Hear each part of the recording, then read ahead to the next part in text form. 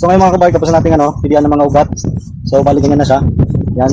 Tapos ang gagawin naman natin is branch selection. Ito na part, hindi ko na ito kailangan, tatanggalin na natin.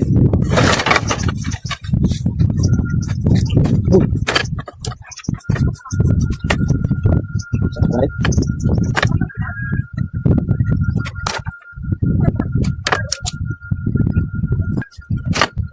Tapos dito, ito kukunin natin.